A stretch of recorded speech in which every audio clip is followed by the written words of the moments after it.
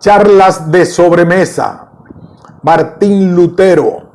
Recuerdos autobiográficos. Curriculum vitae. Yo, Martín Lutero, nací en el año 1483. Mi padre fue Juan, mi madre Ana y mi patria Mansfeld. Mi padre murió en el año 30 y mi madre en el 31. En el año 1516 comencé a escribir contra el Papa.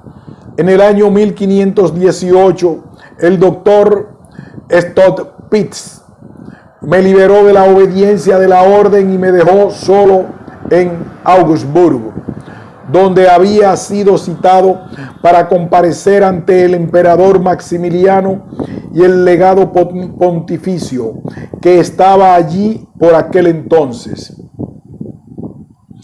En el año 1519 me excomulgó de la iglesia el Papa León, lo cual constituyó una segunda liberación. En el 1521 me proscribió el emperador Carlos en una tercera absolución, pero el Señor me acogió. El doctor Stott Pitts me dijo: te exonero de mi obediencia y te encomiendo a Dios. Costumbres de niños y bondad de Dios.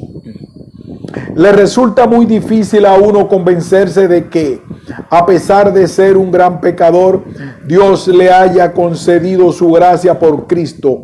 ¡Ay, qué pequeño es el corazón humano al no querer convencerse de esta verdad ni aceptarla!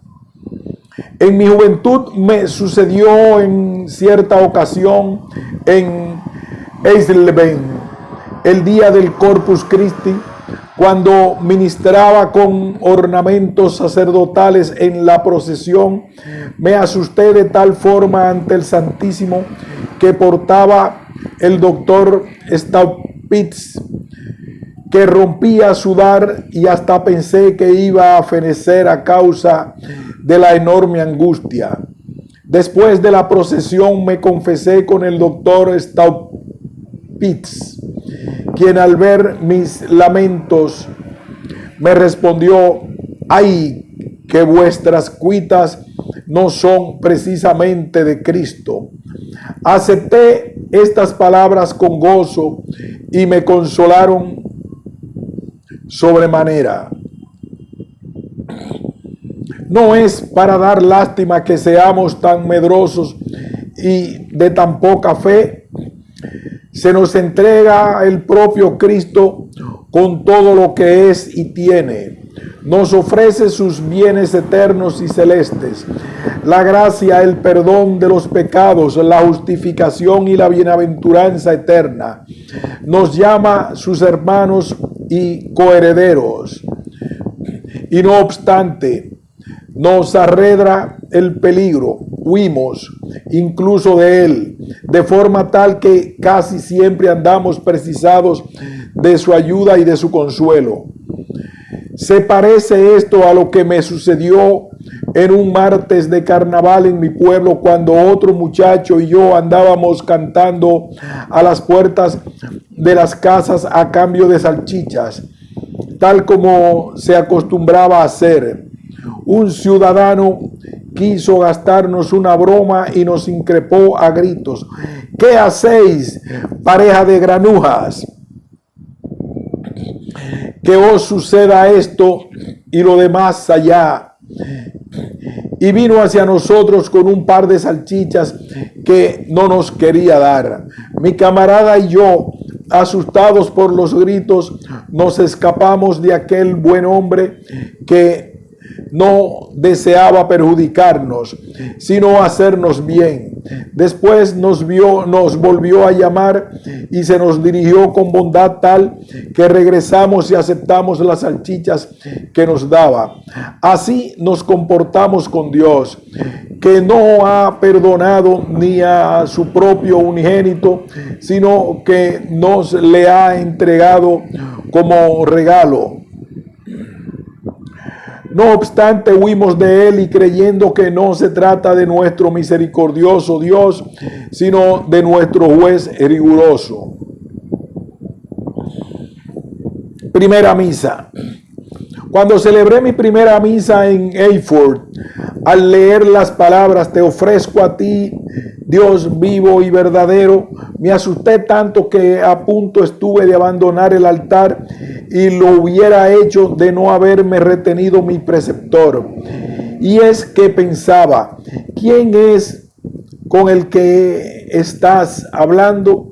Desde entonces siempre celebré la misa con terror estremecido y agradezco a Dios que me haya librado de todo eso. Entró en el convento contra la voluntad de su padre. Cuando celebró la misa, preguntó a su padre por la razón de haberle molestado lo hecho. Su padre le respondió durante la comida: ¿es que ignoras la escritura que dice honra a tu padre y a tu madre? Se excusó y dijo que la tempestad le había llenado de tal pánico que le obligó a hacerse fraile. Su padre le repuso: ¿no crees que pudo tratarse de un fantasma? Después el padre sería el autor de la boda. Angustias del fraile. No fui un monje a quien acuciase demasiado la libidine. Tuve poluciones, pero por necesidades fisiológicas. A las mujercillas ni las miraba cuando se estaban confesando. No quería ver la cara de las penitentes. En Erfurt no oí a ninguna en confesión. En Wittenberg solo a 3. Muchas veces confesé al doctor Stautis no problemas de mujeres, sino dificultades de verdad, y él me decía: no lo entiendo. Bonito consuelo. Lo mismo que sucedía al acudir a los demás. En resumen, que ningún confesor quería hacerse cargo. Pensaba entonces: eres el único que tienes estas tentaciones. Y andaba como si fuese un cadáver inerte, hasta que, en vista de mi tristeza y abatimiento, me comenzó a decir: ¿por qué estás tan triste, Fray Martín? Le repuse: ¿y cómo queréis que esté? Me contestó: ¿ignoras que esta tentación te beneficia, puesto que de otra forma Dios no sacaría nada bueno de vos?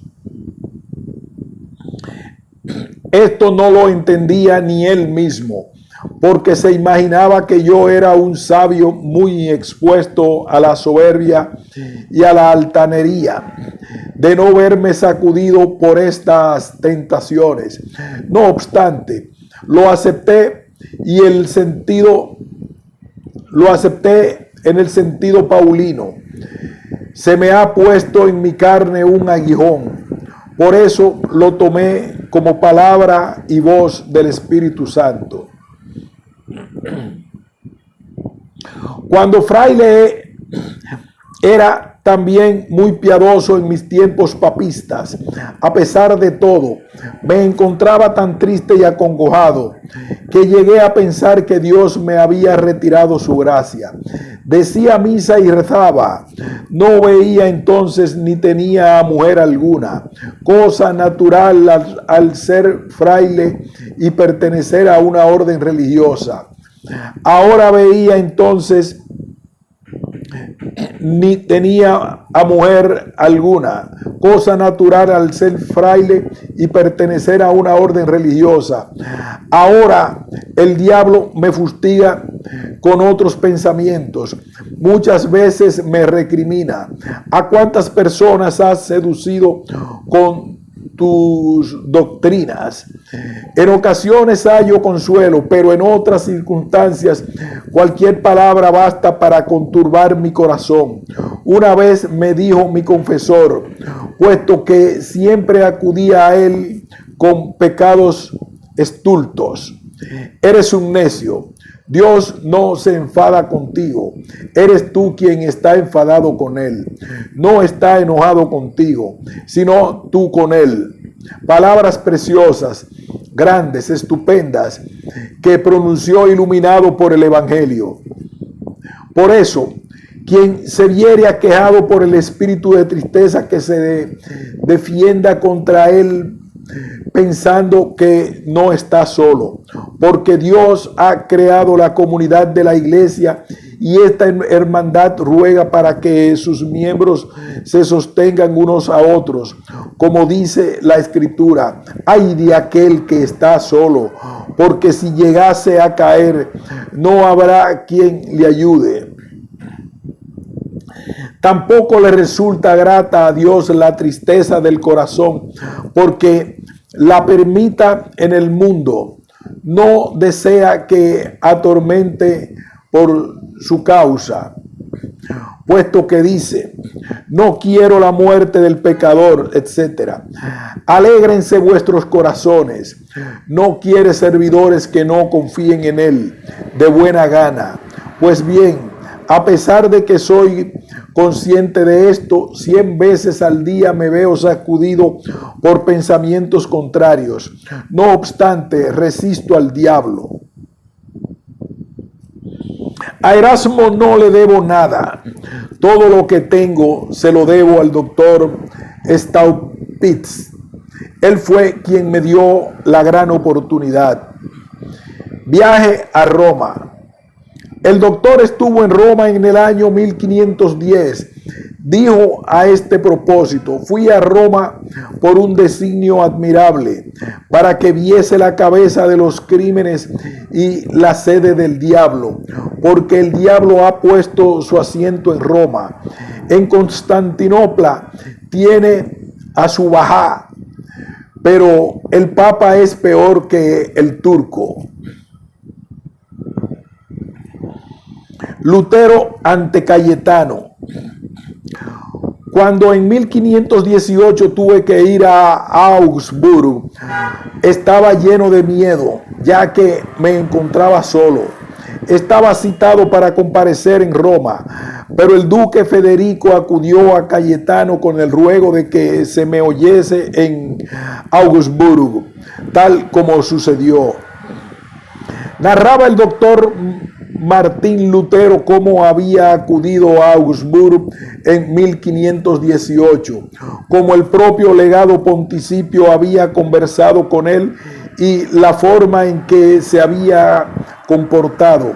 En primer lugar, dijo: acudí allí porque se me había citado y requerido, pero con una importante custodia y protección del lector, que me había recomendado a los de Augsburg. Estos andaban siempre pendientes de mí y no dejaban de advertirme que no entrase en tratos con italianos, que no me fiase de ellos, porque no sabía yo bien lo que era un italiano. 3 días enteros pasé en Augsburg sin salvoconducto del emperador. Durante este tiempo reiteró sus visitas un italiano que me recomendaba presenciarme ante el cardenal y empeñado en conseguir mi retractación. Basta con que digas: me retracto, para que el cardenal interceda por ti ante el Papa, y podrás así regresar con todo el honor a tu príncipe. Pasados 3 días llegó el obispo de Trento y en nombre del emperador mostró al cardenal mi salvoconducto. Me presenté entonces ante el cardenal humildemente, me arrodillé primero, después caí en tierra y por último me postré cuando largo era. Después de mandarme el cardenal por 3 veces que me levantase, me incorporé, lo que le plugo sobremanera y le hizo creer en la victoria. Cuando al día siguiente se dio cuenta de que yo no estaba decidido a retractarme en nada, me dijo: ¿por qué crees que el Papa se preocupa de Alemania? ¿Crees que los príncipes llegarían a las armas por tu causa? No. ¿Dónde quieres vivir el resto de tus días? Bajo el cielo. ¿Qué tanta fue la altanería del Papa? Por eso le es más amargo que la muerte ver menospreciada su dignidad y majestad, de lo que ya no puede librarse. Después se humilló algo el Papa y escribió al lector, a Spalatina y a Pfeffinger, solicitando que me entregasen y ejecutaran un mandato. Al elector le escribió en los términos siguientes: aunque no te conozca personalmente, vi sin embargo en Roma a tu padre, el duque Ernesto, que era hijo obedientísimo de la iglesia, gran devoto de nuestra religión. Por eso desearía que vuestra serenidad siguiese sus mismos pasos. Pero el elector que sospechó de esta desacostumbrada humildad papal y se percibió de las malas intenciones de asustarle, conoció la fuerza de la Sagrada Escritura, porque en muy pocos días mis resoluciones corrían ya por toda Europa. Esto le confirmó en su decisión de no ejecutar aquel mandato y de someterse al juicio de la Sagrada Escritura. Si el cardenal se hubiese comportado con más modestia en Augsburg y me hubiera hecho caso cuando me postré rendido a sus pies, nunca se habría llegado a la situación presente, ya que por aquel entonces no estaba yo al tanto sino de escasos errores del Papa. De haberlo hecho él, también me hubiera callado yo sin ninguna dificultad. Pero el estilo de Roma en una causa oscura e inexplicable era el de decir el Papa: por pontificia autoridad nos reservamos esta causa para su solución definitiva. Y entonces ambas partes se veían obligadas al silencio. Yo creo que el Papa estaría dispuesto ahora a entregar 3 cardenales con tal de que las cosas hubieran quedado como entonces se encontraban. Eck, develador de Lutero. No nos damos cuenta del beneficio que nos reporta el tener contrincantes y el que los herejes se enfurezcan y se enfrenten con nosotros. Si Cerinto hubiera callado, nunca habría escrito Juan su evangelio.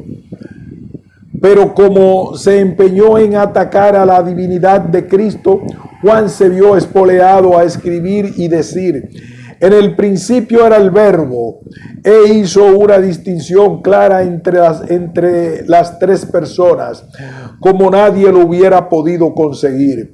De la misma forma, cuando yo comencé a escribir contra las indulgencias y contra el Papa, se enfrentó conmigo el doctor Eck, que fue el que me despertó y me dispersó.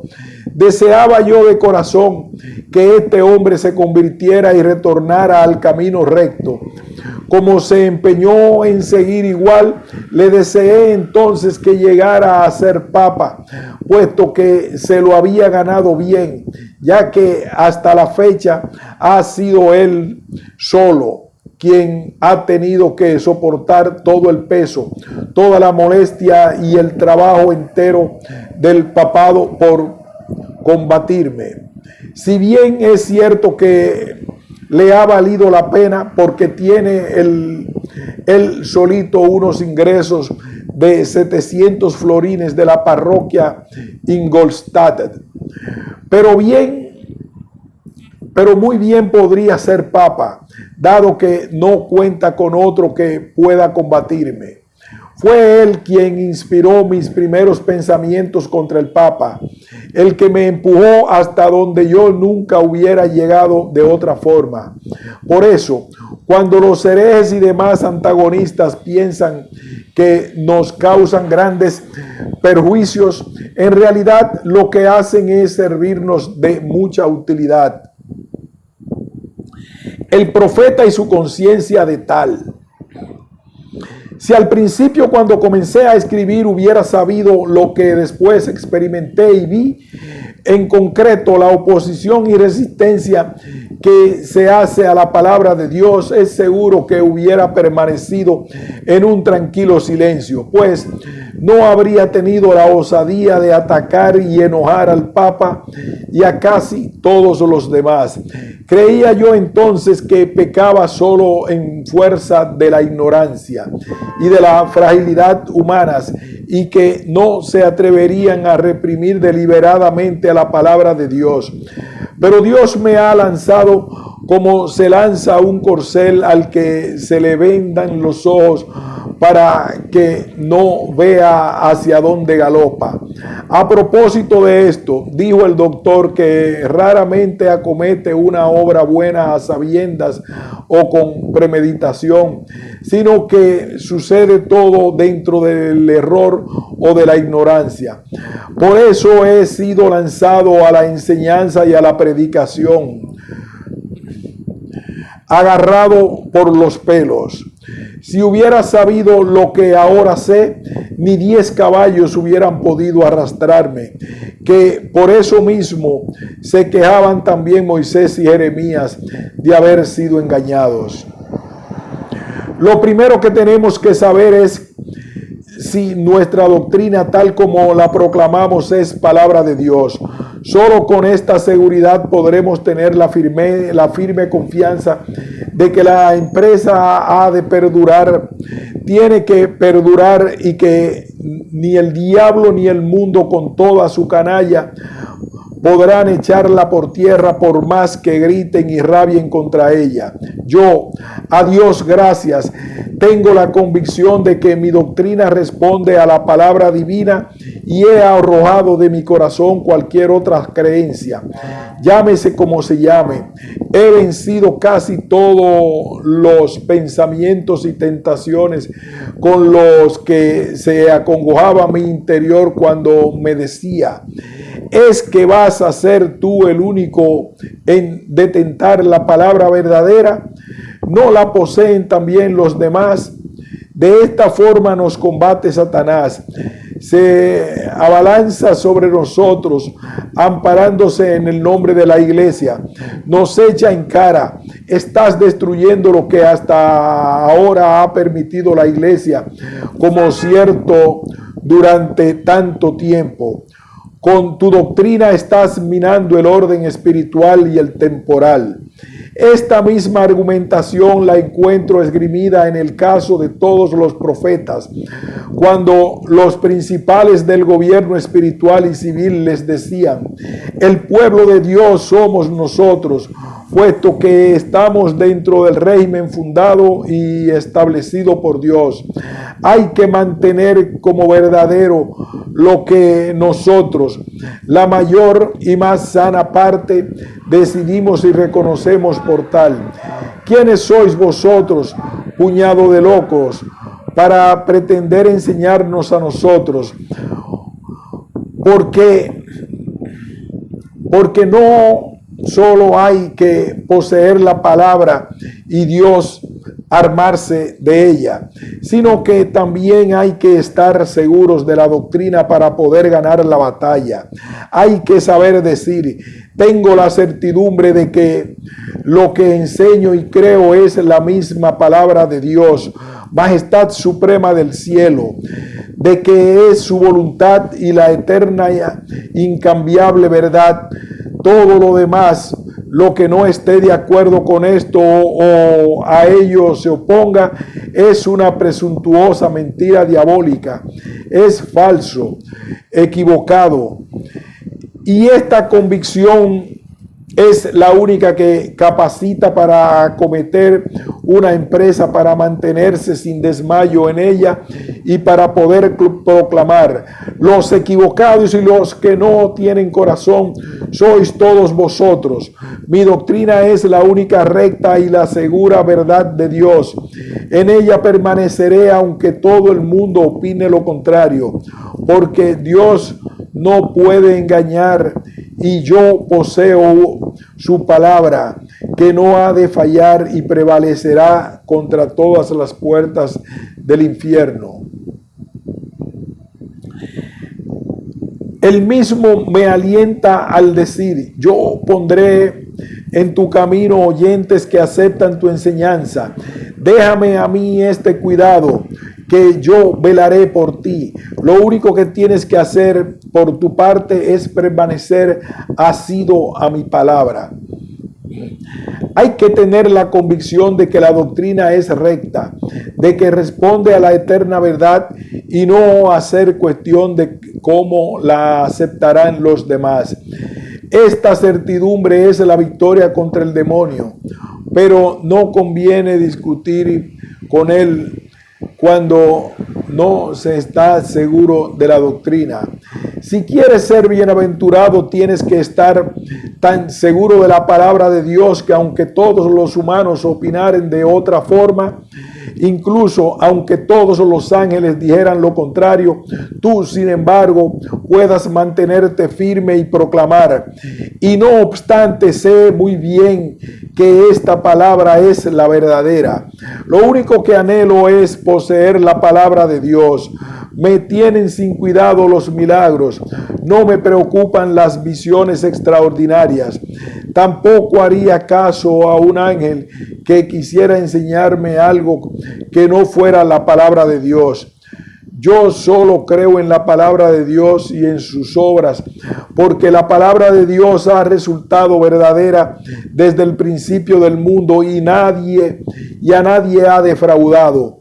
Bien, pues esto mismo es lo que estoy experimentando en la realidad, porque todo va sucediendo conforme a la palabra de Dios. Lutero, Kit y su familia. Hablaba el doctor Martín de su compromiso matrimonial y decía: si hace 13 años me hubiera decidido a casarme, habría tomado por esposa a Ave John Feldin, que ahora lo es del doctor Basilio, médico en Prusia. No estaba en aquel entonces enamorado de mi Kate, porque me daba la sensación de ser orgullosa y engreída. Plugo a Dios que me apiadase de ella, y gracias a él las cosas han salido bien, porque tengo una mujer piadosa y fiel, en la que puede descansar el corazón del marido, como dice Salomón. Ay, Dios mío querido, que el matrimonio no es solo algo natural, sino un don divino que proporciona la más dulce, grata y honesta de las vidas, incluso más que el celibato y la soltería. Cuando el matrimonio sale bien, que cuando fracasa, se torna en un infierno, porque aunque por lo general todas las mujeres dominan a la perfección el arte de casar al marido a base de lágrimas, mentiras e insistencias, pueden torcerlo con buenas palabras.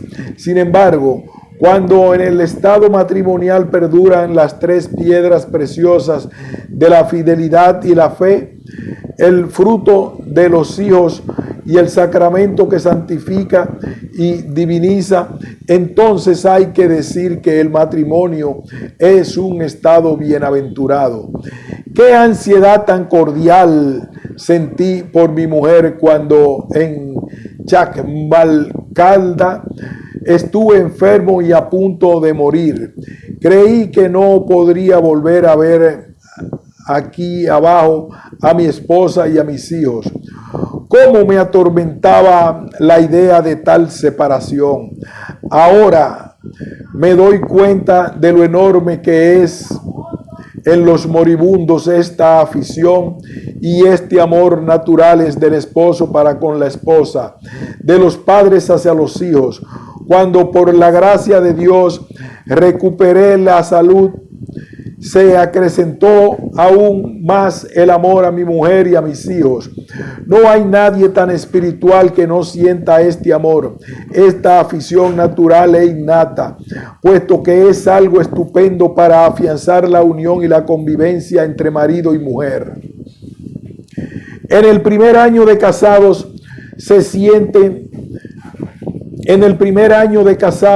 se tiene unas ocurrencias extrañas.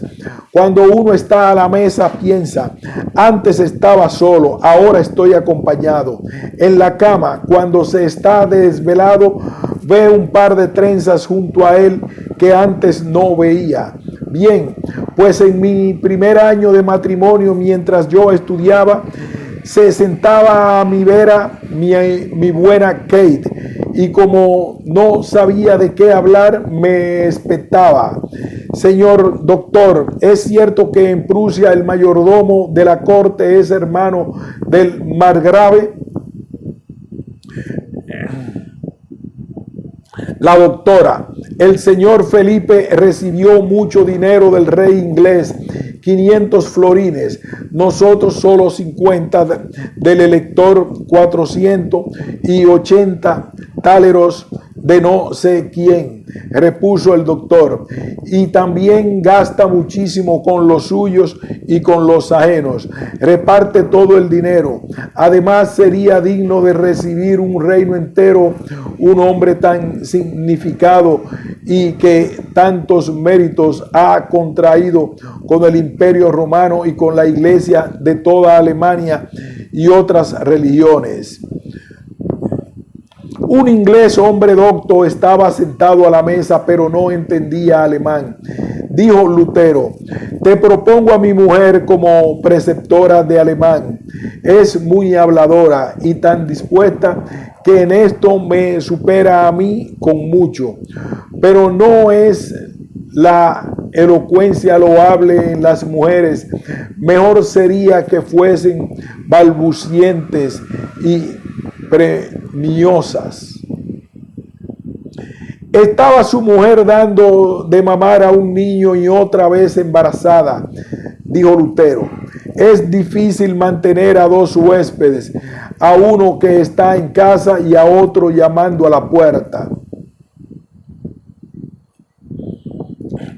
El doctor Martín Lutero había castigado a su hijo N y a no comparecer ante su presencia en 3 días, y no quería concederle su gracia hasta que el niño no se humillara y lo suplicase. Como su madre, el doctor